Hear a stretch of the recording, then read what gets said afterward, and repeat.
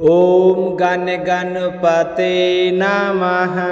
आज अपने सुनेंगे वाल्मीकि रामायण अयोध्या कांड का आगे का सर्ग। भगवान श्री राम का आशीर्वाद पाने के लिए इस सर्ग को पूरे प्रेम भाव से एकत्रित होकर पूरा सुने। बोलिए गणेश भगवान की जय हो, बोलिए सियावर रामचंद्र भगवान की जय हो, हनुमान जी बाबा की जय हो, श्री राम दरबार की जय हो। जब सुमंत राजा के अंतपुर से बाहर निकल रहे थे तो द्वार पर मनुष्यों की बहुत भारी भीड़ इकट्ठी हुई देखी तो राजा के अंतपुर से सहसा निकलकर सुमंत ने द्वार पर एकत्रित हुए लोगों की ओर नजर डाली। उन्होंने देखा कि बहुसंख्यक पुरवासी वहां पर उपस्थित थे और अनेक महाधनी पुरुष राजद्वार पर आकर खड़े थे। वेदों के प्रांगत ब्राह्मण तथा राजपुरोहित रात बिताकर प्रातःकाल ही राजा की प्रेरणा के अनुसार राजद्वार पर उपस्थित हुए थे। मंत्री, सेना के मुख्य अधिकारी और बड़े बड़े सेठ साहूकार श्री राम के अभिषेक के लिए बड़ी प्रसन्नता के साथ वहां पर इकट्ठे हुए थे। सूर्योदय होने पर दिन में जब पुष्य नक्षत्र का योग आया था तब श्री राम का जन्म का करण लगन उपस्थित हुआ। उस समय श्रेष्ठ ब्राह्मणों ने श्री राम के अभिषेक के लिए सारी सामग्री इकट्ठी करके उसे आँच कर रख दिया। जल से भरे हुए सोने के कलश भांति भांति से सजाया हुआ, भद्रपीठ चमकीले व्यंगर चरम से अच्छी तरह आवृत रंग रथ, गंगा यमुना के पवित्र संगम से लाया हुआ जल, यह सारी वस्तुएं उन्होंने इकट्ठी कर ली थी।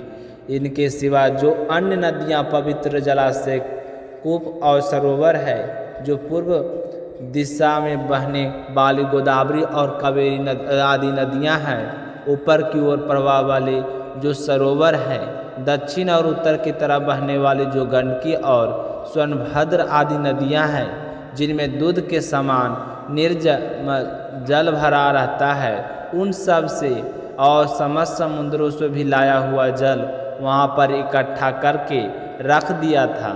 इसके अलावा दूध, दही, घी, शहद, कुश, फूल और सुंदर कन्याएं और दूध वाले वृक्षों के पत्तों से ढके हुए सोने चांदी के जल से भरे हुए कलश भी वहाँ पर विराजमान थे।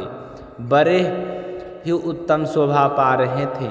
श्री राम के लिए चंद्रमा की किरणों के समान विकसित कांत से युक्त सफ़ेद पीत वर्ण और रतन जटिल उत्तम स्वर सुशोभित रूप से रखा हुआ था। चंद्रमंडल के समान सुशोभित सफ़ेद छत्र भी अभिषेक सामग्री के साथ बहुत ही शोभा पा रहे थे, जो परम और सुंदर प्रकाश फैला रहे थे।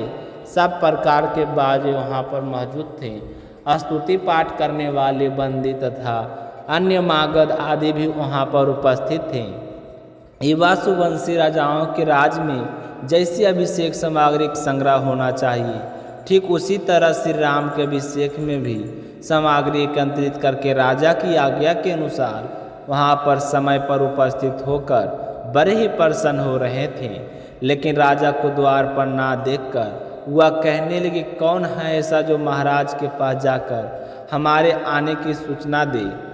हम महाराज को यहाँ नहीं देख रहे हैं और सूर्योदय हो गया है। हमें तो बड़ी ही जल्दी हो रही है कि हम राजा दशरथ के दर्शन करें। तो इस तरह सारे लोग बातें कर रहे थे। तो सुमंत ने उन सब लोगों से कहा कि मैं राजा दशरथ की आज्ञा से श्री राम को बुलाने के लिए जा रहा हूँ। आप सब लोग महाराज के तथा श्री रामचंद्र जी के पूजनीय हैं। मैं उन्हीं की ओर से आप सभी के चिरंजीवी पुरुषों को कुशल समाचार पूछ रहा हूँ। आप लोग कुशल मंगल तो है ना? महाराज अत्यधिक थकावट के कारण नींद से नहीं जाग रहे हैं। मैं अभी जाकर उनसे कहता हूँ। यह कहकर सुमंत फिर से अंतपुर में प्रवेश कर गए और राजा के वंश की स्तुति की। फिर राजा के शयन गृह में उनके पास जाकर खड़े हो गए और उस घर के अत्यंत निकट पहुंचकर, जहां बीच में केवल चीख का अंतर रह गया था, वहां खड़े होकर प्रसन्नतापूर्वक आशीर्वाद सूचक वचनों द्वारा रघुकुल नरेश की स्तुति करने लगे। कहने लगे कि सूर्य, चंद्रमा, शिव, कुबेर, वरुण, अग्नि और इंद्र आपको विजय प्रदान करें। हे राजन, भगवती रात्रि विदा हो गई है, अब कल्याण स्वरूप दिन उपस्थित हुआ है। आज हमारे सारे मनोरथ पूर्ण होने वाले हैं। अतः हे राजन, आप नींद को त्याग दीजिए। अब जो आपको प्रिय कार्य करना है उसे कीजिए। बाहर देखो, ब्राह्मण सेना के मुख्य अधिकारी और बड़े बड़े सेठ साहूकार आए हैं और वह बोल रहे हैं कि हमें महाराज के दर्शन करने हैं, उन्हें जल्दी जगा दीजिए। तो सुमंत्र की इस प्रकार की स्तुति सुनकर राजा की आंखें खोलकर कहा कि सुमंत्र, तुम श्री राम को जल्दी से कर लाओ। मैंने जो तुमसे कहा था उसका पालन तुमने अभी तक नहीं किया। ऐसा कौन सा कारण है जिससे मेरी आज्ञा का उल्लंघन किया जा रहा है? मैं सोया नहीं हूँ हे सुमंत्र, मैं जाग गया हूँ। तुम मेरा कहना मानो और मेरे प्यारे पुत्र श्री राम को जल्द से यहाँ बुला कर लाओ। तो इस प्रकार राजा दशरथ ने फिर से सुमंत्र को उपदेश दिया। तो राजा की वह आज्ञा सुनकर सुमंत्र ने सिर झुकाकर उनका सम्मान करते हुए राजभवन से बाहर निकल गए और मन ही मन अपना महान प्रिय हुआ मानने लगे। राजभवन से निकलकर सुमंत्र ध्वजा पताखाओं से सुशोभित राजमार्ग पर पहुंच गए। वे बड़े ही खुश होकर चारों ओर दृष्टि डालने लगे और जल्दी जल्दी आगे बढ़ने लगे।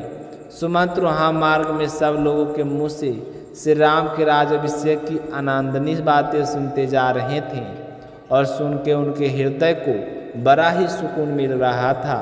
तो चलते चलते सुमेंद्र को श्री राम का सुंदर भवन दिखाई दिया, जो कैलाश पर्वत के समान श्वेत प्रभा से प्रकाशित हो रहा था।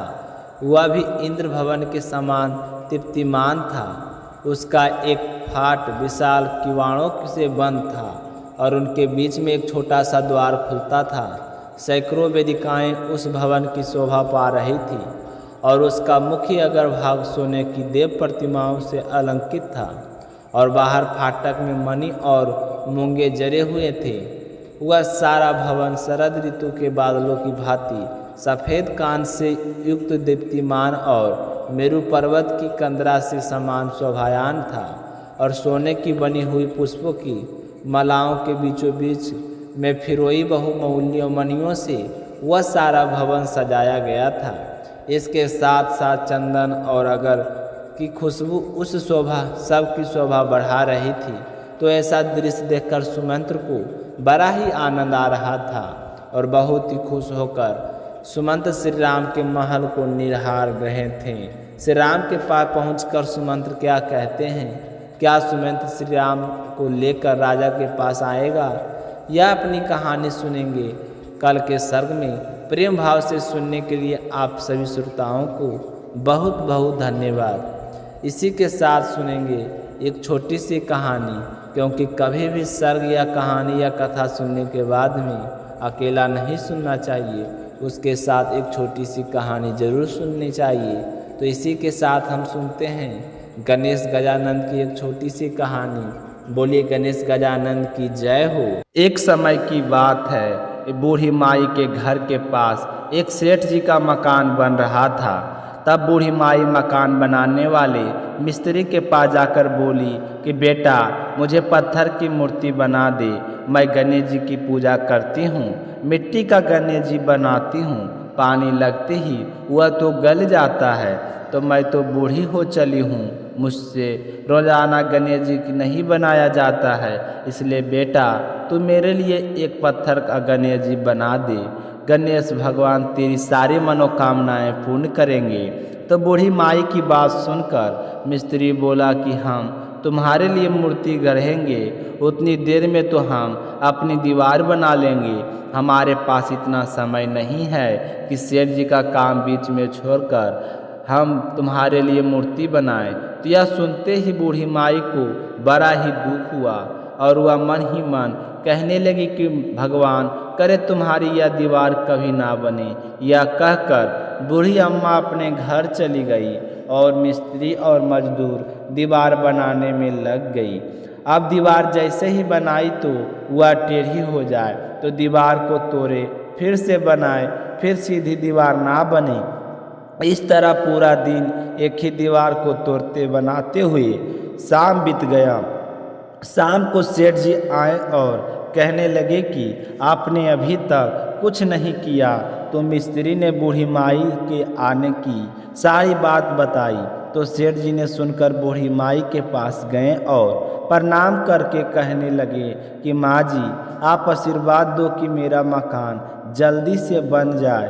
मैं तुम्हारे लिए पत्थर का क्यों, सोने का गणेश जी बनवा दूंगा। तो यह सुनकर बूढ़ी माई बहुत ही प्रसन्न हुई और उसने सेठ जी को आशीर्वाद दिया कि बेटा, बिना कोई विघ्न के तेरा मकान जल्दी से पूरा हो जाएगा।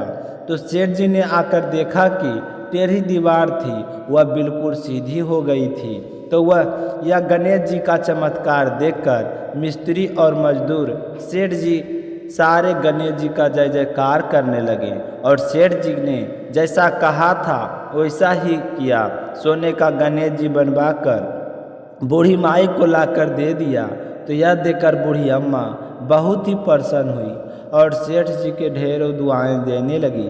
उसी दिन से सेठ जी भी गणेश जी की का पक्का भक्त बन गया और रोजाना सबसे पहले उठकर स्नान करता, फिर गणेश जी की पूजा करके अन्य कोई काम किया करता था। तो गणेश जी की आशीर्वाद से सेठ जी दिन चुगनी रात चौगुनी तरक्की करने लगे। बोलिए गणेश जी भगवान की जय हो।